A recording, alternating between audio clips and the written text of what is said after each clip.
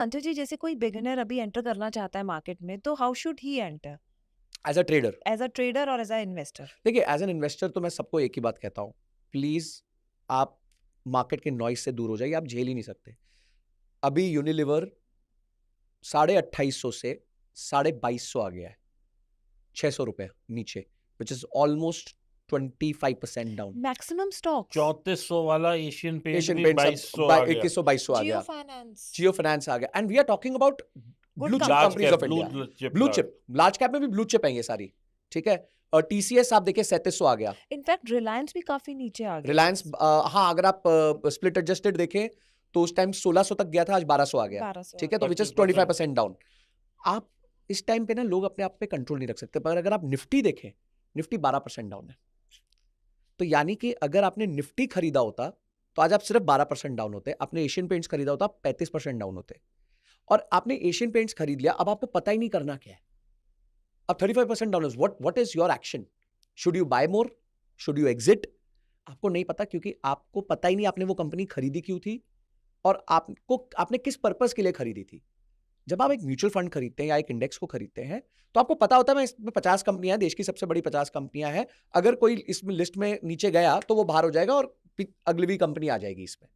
तो ये index automatically adjust होता रहेगा, एडजस्ट होता रहेगा। और एक समय में हमें पता होता है कि इंडेक्स जो है वो बढ़ के आगे जाने ही वाला है। ओवर ईयर्स इंडेक्स ने एक रिटर्न दिया ही दिया है। अगर 10 साल 15 साल के होराइजन करेंगे, कोई भी पॉइंट से पकड़ लीजिए, 15 साल का देखेंगे तो रोलिंग रिटर्न आपको 12% मिलने ही मिलने हैं।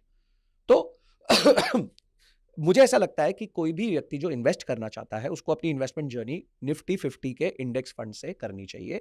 वो सबसे सेफ बेट है। उसको रिस्क लेना आ जाएगा, उसका डिसिप्लिन क्रिएट हो जाएगा, और धीरे धीरे फिर वो आगे रिस्क को बढ़ा सकता है। And as a trader? As a trader मुझे ऐसा लगता है कि सबसे पहले आप अपने आप को समझिए कि आप बॉक्सर हैं कि गोल्फर है।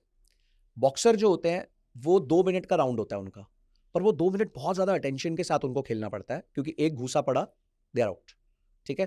तो ये जो शॉर्ट टर्म ट्रेडर्स हैं, डेली ट्रेडर्स हैं, 5 मिनट की कैंडल देखते हैं, आजकल 3 मिनट की कैंडल देखते हैं, एक एक मिनट? एक एक मिनट की कैंडल देखने लग जाते हैं, उसके बेसिस पर डिसीजन ले रहे हैं। तो आई थिंक मतलब मेरा स्वभाव नहीं है, मैं इतना स्ट्रेस नहीं ले सकता, ठीक है। तो मैं डे ट्रेड नहीं कर सकता, ये मेरा स्वभाव नहीं है, बट कुछ लोगों को मजा आता है। तो अगर आपका स्वभाव डे ट्रेडिंग का है, तो पहले तो आप स्वभाव से चेक करिए। मेरा स्वभाव है कि आराम से पोजीशन बनाओ महीने की, क्योंकि अंत में घूम फिर के वही 2% 1.5% ही बनना है। आप कितना भी खेल लो, लॉन्ग टर्म में मैंने तो किसी को नहीं देखा इससे ज्यादा बनाते हुए। तो क्यों इतनी मगजमारी करनी? अपन आराम से, गोल्फ में कैसा होता है कि 3 शॉट मारने हैं, पूरा पूरा दिन लो आराम से, 2-2 घंटा 1-1 घंटा लो पहले शॉट के लिए, कोई प्रॉब्लम नहीं है। इसी तरीके से मैं भी अपना पहला शॉट मारता हूँ आराम से, और फिर बैठ जाता हूँ। बस उसके बाद डिके खाता रहता हूँ और अपना महीने का जो बनाना होता है वो बना लेता हूँ। तो आई थिंक पहले आप अपने स्वभाव को जानिए। आप ये समझिए कि आप एक डे ट्रेडर हैं या आप क्या कहते हैं, लॉन्ग पोजिशन ट्रेडर हैं। क्या आप डेली झटके झेल सकते हैं? क्या आप एंग्जाइटी को झेल सकते हैं? ये सब चीज़ों को चेक करिए। फिर आप सिलेक्ट करिए कि ओके मैं गोल्फर हूं, तो मैं अब उसके हिसाब से स्ट्रैटेजी सीखूंगा।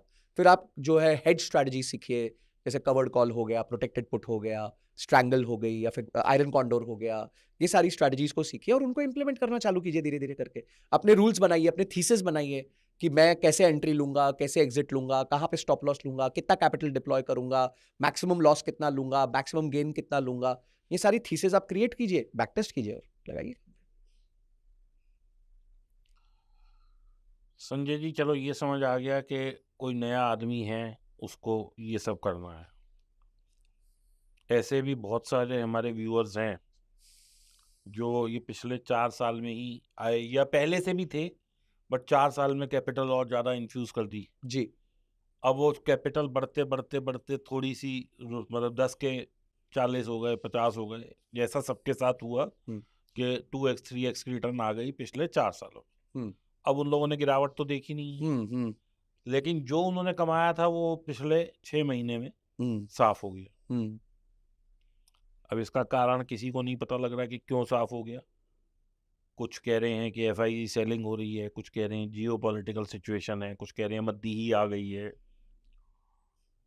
पहले तो ये समझाओ आपकी नज़र में कि कारण क्या है, और जो बेचारे फंस गए हैं उनके लिए क्या विकल्प है। यहाँ से बाजार के अंदर 15-20% गिर सकता है। I am talking in terms of Nifty, या स्टॉक्स अगर गिरेंगे, अगर 15% निफ्टी गिरेगी तो यहाँ से और आधे हो जाएंगे। तो आपका क्या व्यू है, पॉइंट है इसमें?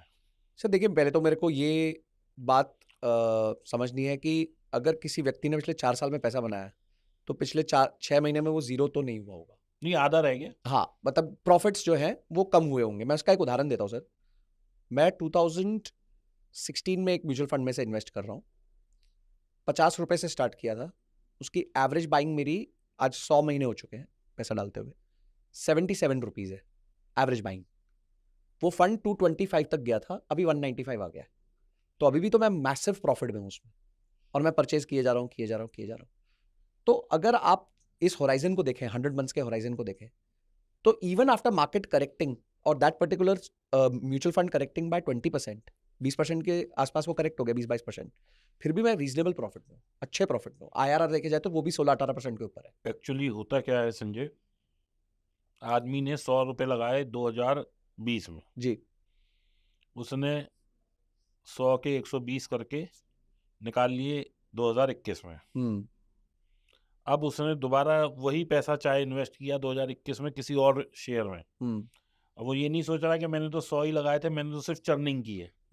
वो ये सोच रहा है कि मैंने तो पैसा ही अब डाला है, 120 डाला है अभी। ठीक है ना। ऐसे करते करते वो 2024 पे आ गया। अब 2024 में जब उसका ये हमेशा एक नियम है कि वो शुरू में तो वही 100 खेलता रहा, जब मार्केट को गिरने का टाइम आया तो उसने 500 और लगाए हैं उसी वक्त। ये नियम है, जब भी मार्केट गिरने वाली होती है लोग ज्यादा पैसा इन्फ्यूज कर देते हैं। जब भी लॉस होना होता है उस वक्त 10 लॉट होते हैं, प्रॉफिट एक एक में खा रहे होते हैं। जिसमें लॉस हो रहा होता है उस वक्त 10 लॉट होते हैं। जब स्ट्रेडल स्ट्रेंगल एक एक लॉट से कर रहे हैं प्रॉफिट में हैं, जहां 100 लॉट किए वहीं सुपड़ा साफ। ये तो कायदा है बाजार का। ट्रू। तो इस पे आपकी क्या कॉल है कि अब जो फंस गया है, क्या फर्दर मोर करेक्शन आपको दिखती है? रीजन ऑफ फॉल पहले पे तो चर्चा करें। सर देखिए, रीजन ऑफ फॉल थोड़ा एविडेंट था। एक फंडामेंटल ये था कि कंपनीज क्वार्टर अच्छा परफॉर्मेंस नहीं दे रही थी। सेकेंड प्रॉब्लम ये था कि आपका FII सेलिंग कर रहे थे बिकॉज चाइना मार्केट सब थोड़ी बेटर होने लग गई थी। जस्ट टू टेल यू, मैंने वो चाइना के ETF में पैसा डाला था। मैं डालता गया, वो बढ़ रहा ही नहीं था।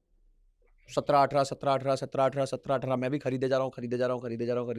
आज वो 25 रुपये हो गया, तो अचानक से ही भाग गया, 40% भाग गया। तो ये सारे FIIs बोरिया बिस्तरा लेके वहाँ पहुँच गए। फिर डोनाल्ड ट्रंप आ गए तो उन्होंने वो रेसिप्रोकल टैरिफ पॉलिसीज और attracting capital back to US और इस सब पे फोकस करना चालू कर दिया। तो वहाँ से यहाँ से पैसा फिर से वापस चला गया। तो आई थिंक, बट मैं हमेशा कहता हूँ markets are emotional in the short term but fundamental in the long term. तो अभी मार्केट्स इमोशनल हो गई हैं, और इमोशनल इससे हो गए हैं कि वो आज की अपनी कंपनी से भी हताश है कि उन्होंने रिजल्ट नहीं दिया, और ऊपर से ग्लोबल सिनेरियो भी भारत के सपोर्ट में इस टाइम पे ऐसा कोई दिख रहा नहीं है। तो उस वजह से डबल फटका पड़ा है।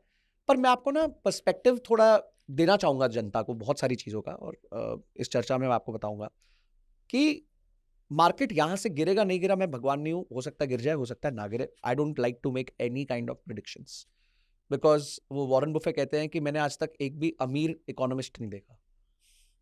कि जितने भी इकोनॉमिस्ट होते हैं वो अमीर नहीं होते, क्योंकि इकोनॉमिस्ट का काम क्या होता है कि वो पहले प्रिडिक्ट करते हैं और बाद में वो उस पर चर्चा करते हैं कि उनकी प्रिडिक्शन गलत क्यों हुई। तो ये इकोनॉमिस्ट का काम होता है। तो मुझे वो सब काम नहीं करना है। मेरा काम एक ही है, मेरे को जो है, अगर जैसे टमाटर 40 रुपए किलो है सर, आप खरीदोगे तो भी खरीदोगे, 60 तब भी खरीदोगे, 50 होगा तब भी खरीदोगे। तो मेरे लिए भी लाइफ वही है, स्टॉक्स वही है, स्टॉक्स म्यूचुअल फंड्स वही है कि मेरे को खरीदना ही खरीदना है, मेरे को दिमाग नहीं लगाना है। क्योंकि मैंने देख लिया है, दिमाग लगा के बहुत देखा, मैं पैसा नहीं बना पाया। और जब मैंने सबसे कम दिमाग लगाया, मैंने बहुत पैसा